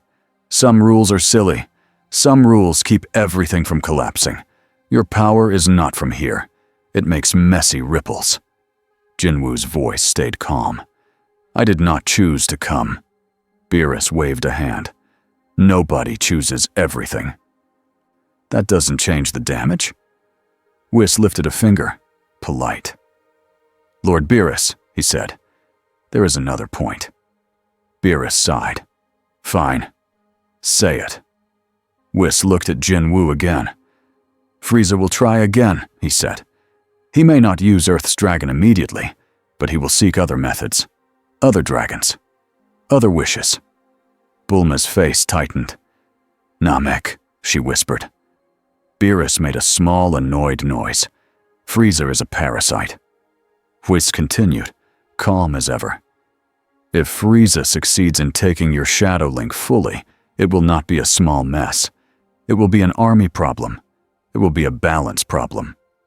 Jin-Woo's fingers curled slightly. I won't allow it. Beerus's eyes gleamed. Then here is an offer, he said, voice too casual for how sharp it was. I erase your shadows. You stay alive. The universe stays clean. Bulma flinched. What? No! Jin-Woo didn't move, but something cold ran through him. Erase. Like they were trash. His shadows were not just weapons. They were the remains of battles he survived. They were the proof that he didn't abandon the fallen. He spoke slowly. No. Beerus blinked. Excuse me. Jin-Woo's gaze held. No. Whis' smile didn't change, but his eyes brightened slightly, like he was noting Jin-Woo's spine. Beerus' tail flicked once. You refuse a god. Jin-Woo answered honestly. I refuse being hollow. Silence. Bulma's heart thudded so loud she felt it in her throat. Beerus stared at Jin-Woo for a long moment. Then, strangely, his expression shifted into something close to interest. Beerus said. At least you're not begging. Whis stepped forward a little. There is another option, he said gently. Not erasure. Not ownership. Beerus rolled his eyes. Here we go. Whis ignored that. You could become a kind of guard, he said to Jin-Woo. A watcher of cracks, a responder to anomalies. When something from outside tries to enter, you handle it before it becomes a disaster. Jin-Woo frowned slightly. A tool. Whis shook his head. A choice, he said. You already act like one. You patrol. You restrain. You protect, even when nobody thanks you. Jin-Woo felt that hit a place he didn't like to admit existed. Purpose. Beerus stretched again, bored now that the tension didn't explode. Fine, he said. Do whatever you want. But hear this. His voice sharpened, and the room chilled. If your mess grows into my problem again, Beerus said, I won't negotiate. I erase. Jin-Woo nodded once. Understood. Whis smiled. Good, he said softly. Then we must prevent Frieza's next move. Bulma exhaled, like she had been holding her breath for a week. Okay, she said. Great. Plan. Yes. Let's do planning. Beerus closed his eyes. Wake me when it's over. Frieza's next move did not begin with a fleet. It began with a single thread he could feel when he concentrated. A faint leash, not enough to command an army, but enough to cause a mistake. He sat in a quiet chamber aboard his ship, lights dim, screens glowing. A device floated in the center of the room, ring-shaped, made from dark metal and alien tech. His scientists called it a resonance amplifier. Frieza called it a crown. He placed one finger on it and felt the thread jump, like a wire touching power. A shadow on Earth turned its head at that exact moment. Not fully, not clearly, but enough. Frieza smiled. Good, he murmured. Now we stop tugging and start pulling. His aide stepped forward. Lord Frieza, she said carefully, Earth's Dragon Balls are inert. We cannot repeat the wish yet. Frieza's eyes stayed on the floating ring. We don't need another wish yet, he said. We need isolation. He looked up. The shadows are loyal because of him. So we remove him from the board for a moment. We break his focus. We shake his control. We make his army panic. The aide hesitated. The science, Frieza's smile thinned. We'll come, he said. And that is fine. He leaned back.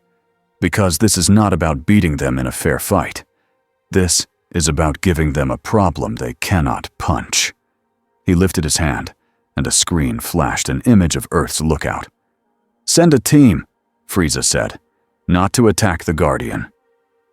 Not to steal the Dragon Balls," he smiled again. "Just to create a crisis." The crisis arrived on a quiet afternoon.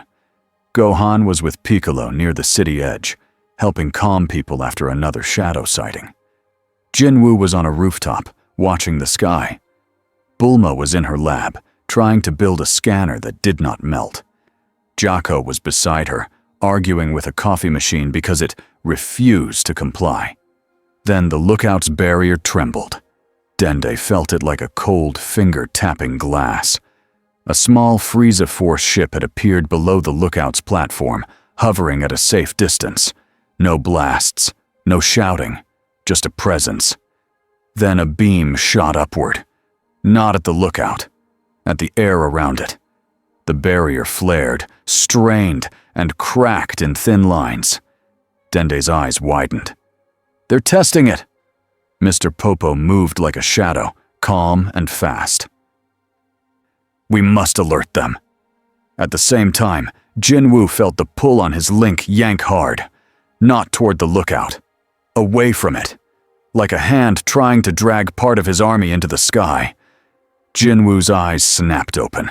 A shadow soldier near Capsule Corp took one step, then another, moving toward a patch of darkness that stretched in the wrong direction. Bulma saw it on a camera feed and shouted, "Jin-Woo!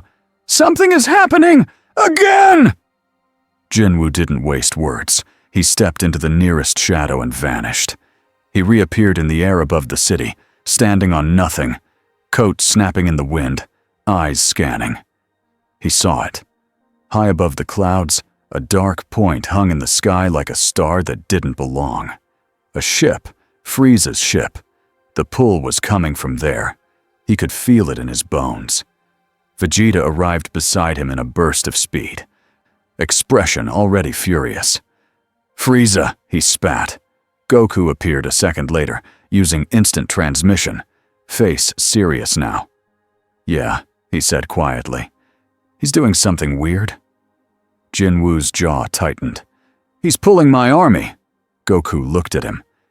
"Then we go stop him." Vegeta cracked his neck. Finally, Piccolo's voice came through Bulma's communicator, calm but urgent. "Lookout is under pressure too. Dende says they're testing the barrier." Goku's eyes narrowed. "He's splitting us." Jin-Woo's gaze turned cold. "Then we don't split." Bulma's voice cut in, sharp. "I can track the ship. I have Jocko's patrol data. Don't ask how. Just go." Jocko shouted in the background, "This is still illegal!" Bulma yelled back, "So is Frieza!" Jin-Woo stepped backward into the shadow under his own feet, even in open air. It stretched for him like it always did. "I can reach it," he said. Vegeta stared. "In space?" Jin-Woo's eyes didn't blink. "My shadows are everywhere now. I can chain." Goku's face lit with quick understanding. "Like stepping stones." Jin-Woo nodded once. He vanished. And then he was gone. Not flying like a Kai user, not rocketing like a Scion, but moving through darkness in jumps that made no sense to normal physics. A shadow on a rooftop, a shadow on a cloud, a shadow on a satellite panel, a shadow under the wing of a drifting Frieza pod. Each time he appeared for a heartbeat, then vanished again, pulled forward by his own army like a net, throwing him across the sky. Vegeta and Goku followed in the normal way, because normal for them still meant breaking the sky with speed. In minutes, Earth became a blue marble behind them. Stars filled the world. Frieza's ship hung ahead, huge and sleek, doors open like a mouth. Inside, the air smelled clean and cold. Jin-Woo appeared first, stepping out of a wall shadow as if walls were doors. His shadows were already there, or rather, some were. A line of shadow soldiers stood in the hallway, stiff and shaking, heads twitching like they heard two voices at once. At the far end of the corridor, the ring device floated, glowing faintly, and beside it stood Frieza. He clapped slowly, smile sharp. "Wonderful," he said. "You came exactly as I hoped." Jin-Woo's eyes stayed locked on him. "Stop," Frieza chuckled. "Stop what? I'm not harming anyone. I'm simply borrowing." One shadow soldier took a step toward Frieza. Jin-Woo's chest tightened. "No," he thought, and pushed with his will. The soldier froze, trembling like a muscle trying to obey two commands. Frieza watched with delight. "Oh, you can resist," he said. "How stubborn. I like that." Jin-Woo stepped forward. "You won't take them?" Frieza tilted his head. "Why? Are they your friends?" Jin-Woo's voice stayed flat. "They are mine." Frieza's smile widened. "Exactly." The air behind Jin-Woo shook. Vegeta and Goku arrived like explosions, landing in the corridor with controlled anger. Vegeta's aura flared. "You're dead." Frieza sighed. "Such drama." Goku's eyes went to the ring device, then to the twitching shadows. "You're messing with his bond." Frieza spread his hands. "Bond, chain, leash. Call it what you want." He looked at Jin-Woo again, voice lowering, almost friendly. "You can end this peacefully." Jin-Woo didn't move. "No." Frieza's eyes glittered. "Come with me," he offered. "Be my general. Your army will never be questioned. You will have endless battlefields. No more small, frightened humans staring at you like you're a nightmare." Jin-Woo's mind flashed to West City, to people shrinking away from corners. Frieza leaned in. "And perhaps," he said softly, "I can even give you something else." He raised a finger, and a screen lit up with images. Faces Jin-Woo had buried in his memory. Hunters he had watched die. People who had looked at him and trusted him right before the end. Frieza's voice stayed smooth. "This universe has wishes, does it not? Death is flexible here." Jin-Woo's breath caught for half a second. Vegeta snarled. "Don't listen to him." Goku's voice was tight. "Frieza, stop playing games." Frieza shrugged. "It's not a game. It's an offer." Jin-Woo stared at the screen. He felt something dangerous inside himself. Not rage. Hope. Hope was more dangerous than rage because it made people lie to themselves. Jin-Woo's hands clenched. Then he forced himself to look away. He looked at Frieza instead, eyes hard. "You don't give," Jin-Woo said. "You take." Frieza's smile faded a little. How ungrateful. Vegeta moved first. He attacked Frieza with full speed, blows cracking through the corridor, forcing Frieza back in a blur. Goku joined, not holding back, pressing Frieza from the other side, keeping him away from the device and away from Jin-Woo. The ship trembled under the force of god-tier movement. Walls buckled. Lights burst. Frieza laughed even as he fought, because Frieza loved proving he could survive. But he didn't focus on winning the brawl. He focused on the ring. And while the Saiyans kept him busy, the ring pulsed again. The pull on Jin-Woo's army yanked hard. 3 shadow soldiers turned at once and ran down the hallway, disappearing into side passages, chasing an invisible command. Jin-Woo's heart dropped. If they got loose on the ship, if they reached a control room, if Frieza used them to threaten Earth, this was the trap. Jin-Woo didn't chase Frieza. He chased the damage. He lifted his hand. "Stop," he ordered. Some stopped. Some hesitated. That hesitation made his stomach twist. Jin-Woo ran, fast and silent, slipping through shadows that flickered as the ship shook. He found a group of Frieza soldiers in a side bay, holding a containment field in place, trying to trap a shadow commander inside it. Igris stood in the center, sword drawn, shaking with strain, eyes glowing too bright. The field didn't hurt him like pain. It hurt him like a wrong order pressed against his mind. Jin-Woo appeared at the edge of the field. Frieza's soldiers turned their blasters. but a shadow beast hit them from behind, slamming them into the wall without killing them. Jin-Woo stepped closer to the containment. He didn't destroy it with a blast, because he didn't have ki like that. He used what he had. He placed his hand on the field and pushed his will through the bond. "Igris," he said quietly. The commander's eyes flickered. The pull yanked again. Jin-Woo felt it like a hook in his own chest. He breathed in. Slow. Steady. He let the warmth of Kai calm his mind, the way Piccolo taught him. Then he spoke, not as a boss, but as the person who had called Igris back from death. "You chose me," Jin-Woo said. "Choose again." Igris's knees bent. The field cracked under the shift in his form, smoke pressing against the edges. Jin-Woo's shadow stretched. He swapped positions with Igris in a blink. Now Jin-Woo stood inside the field, and Igris stood outside it, free. The soldiers shouted and tried to increase power. Jin-Woo didn't panic. He vanished into his own shadow inside the field, leaving it empty. The containment collapsed like a net catching nothing. Igris knelt immediately, sword lowered, loyalty clean again. Jin-Woo exhaled once, one problem solved, but the ring still pulled. He sprinted back toward the main corridor. The ship shook harder now. Goku and Vegeta had pushed the fight deeper, forcing Frieza to use more and more speed to keep up. Frieza's aura flared, bright, sharp, cruel. He was strong enough to trade blows with them for real. Strong enough to punish mistakes. Strong enough to survive their teamwork and still smile. But he couldn't ignore his own risk.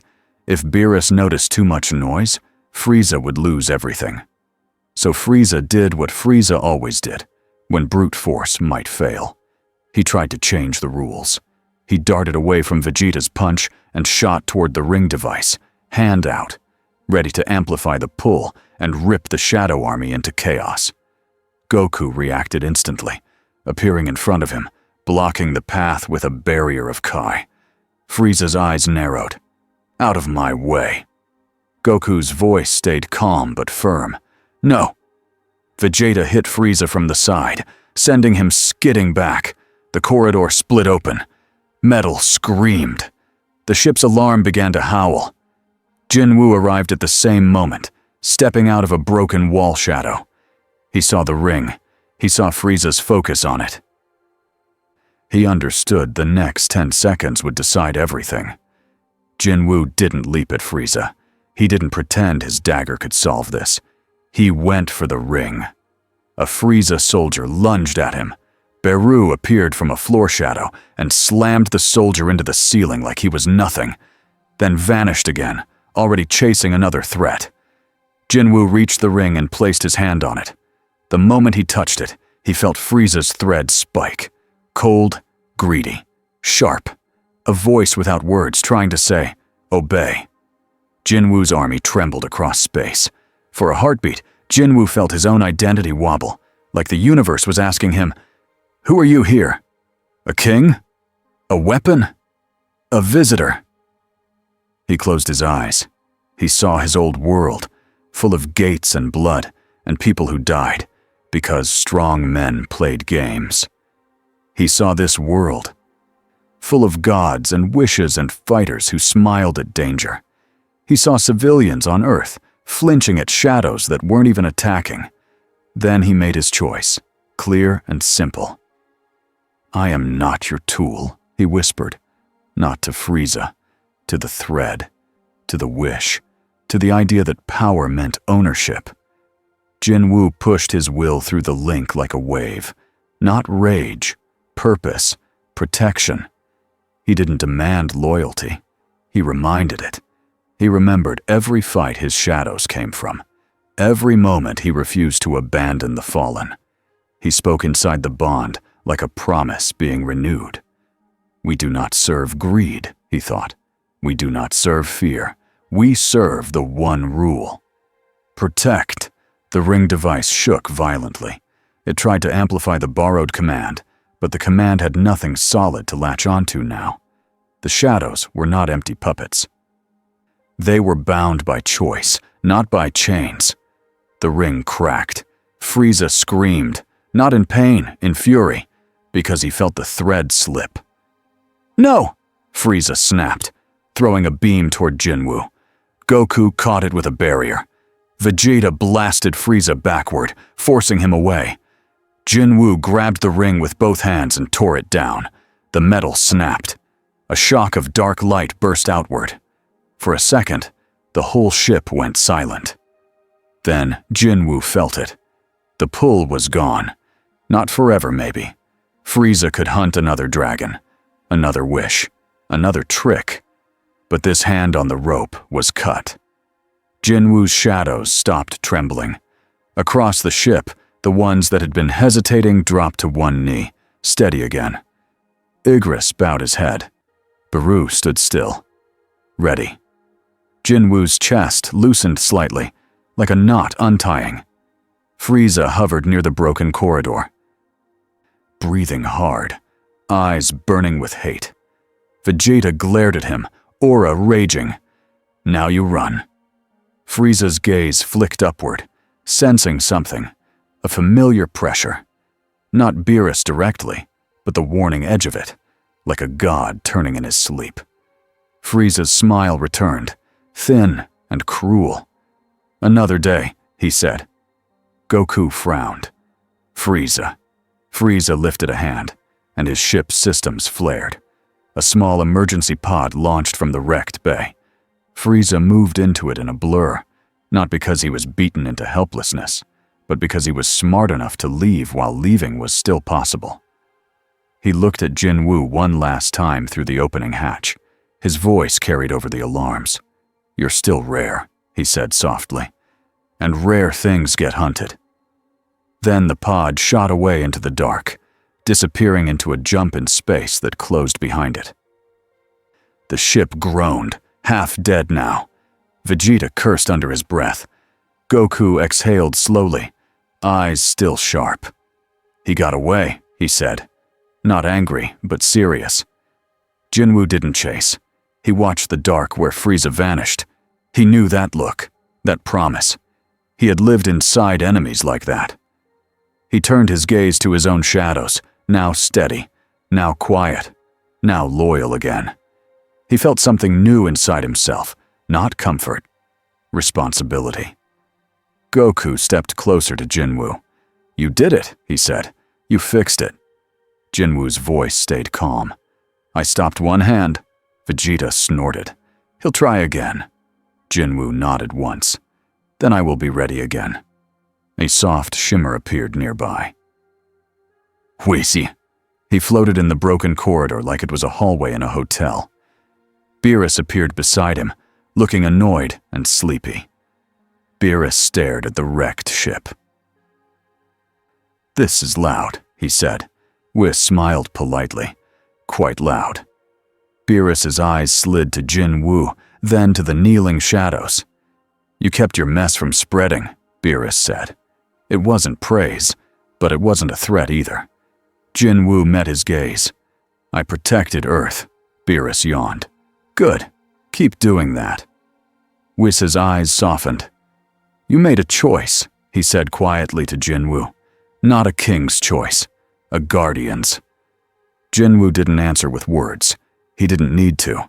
He only nodded, once, and the meaning was clear. They returned to Earth before the broken ship could fall into anyone's space lane, and for the first time since the sky tore open over West City, the air around Jin-Woo felt less like a warning and more like a path. A week later, West City finally slept without flinching at every shadow, not because fear vanished. Because people saw patterns. They saw that the dark shapes did not attack. They saw rescues. They saw calm control. A bus nearly slid off a wet road during a storm. A shadow hand braced it from below until it stopped. No screams, no blood. Just a silent save. A child fell into a canal. A shadow beast lifted the child onto the bank and vanished before anyone could even thank it. Bulma filmed the security clips and tried to show them online to help calm people down. Jocko told her that posting paranormal evidence violated 17 different galactic policies. Bulma told him to sue her. Jin-Woo didn't care about the videos. He cared about routine. Each morning, he trained breathing with Piccolo. Each afternoon, he patrolled the edges of the world for weird ripples, small cracks in the air that felt like his old gates, even if they weren't the same. Some nights, Whis appeared for 5 minutes and gave one small lesson that felt like it took 5 years to understand. And sometimes, when the building was quiet and he had a rare moment to stand still, the system would flash like it had no sense of timing. One night, Jin-Woo stood on the Capsule Corp roof, looking at the stars. Below him, the city glowed. Cars moved. People laughed. Life kept going, stubborn and normal. Igris stood behind him like a silent guard. Jin-Woo spoke quietly, not to Igris, but to the night. "In my world," he said, "death was heavy." The wind moved his coat. "Here," he continued, "death is softer." He didn't say easy. It wasn't easy. Not really. But it was different enough to make him feel strange. He looked down at his hands. He had once fought just to survive. Now he had to choose what survival meant. Footsteps approached. Gohan stepped onto the roof, careful, respectful. He didn't try to joke. He didn't try to act like nothing was wrong. He stood beside Jin-Woo and looked at the stars too. "We're still scared sometimes," Gohan said quietly. Jin-Woo didn't look at him. "I know." Gohan's voice was honest. "But we also trust you more now." Jin-Woo finally turned his head slightly. "Why?" Gohan smiled a little. "Because you could have used your army to scare everyone into obeying you," he said. "You didn't." Jin-Woo's gaze drifted back to the city. "Fear is cheap," he said. Gohan nodded. "Yeah." A pause. Then Gohan asked, gentle, "Do you miss home?" Jin-Woo didn't answer fast. Home was blood. Home was gates. Home was the system's cold rules. But home also had people who had trusted him. "I miss purpose," Jin-Woo said at last. Gohan looked at him. "You have purpose here too." Jin-Woo's lips pressed together, like he didn't want to accept comfort too easily. Then the blue window flickered in front of his eyes, bright as always, rude as always. Daily quest, 100 push-ups. Jin-Woo stared. Gohan blinked. What's wrong?" Jin-Woo's expression didn't change, but something close to a sigh slipped out. "My problem," he said. He dropped to the roof and started doing push-ups. Gohan watched for a second, confused, then laughed softly, because it was the strangest normal thing he had seen all week. From the edge of the roof, Bulma shouted up, "Are you seriously doing exercises right now?" Jin-Woo didn't stop. "Yes," Bulma threw her hands up. "I swear, you're the weirdest guy we've ever adopted." Jocko's voice followed. Muffled from below. "He has not signed any adoption forms," Bulma yelled back. "Nobody asked you." Jin-Woo finished the set and stood up. He looked at the sky again. Far above, he could sense Goku and Vegeta training in the distance, their ki flaring like brief flashes of lightning. He could sense Whis watching, amused. He could almost sense Beerus sleeping, dangerous even in rest. And he could sense something else too. The future. Not clear. Not safe. But real. Frieza was still out there. Other cracks could open. Other wishes could be made. This world did not need another king. It needed someone who would not be bought, not even by hope. Jin-Woo's voice was quiet, simple, and firm. "I'll guard the cracks," he said. Igris stood behind him, silent and loyal. Below, the city kept living. Above, the stars didn't care. And the universe moved on, different now, because one hunter had chosen to say no.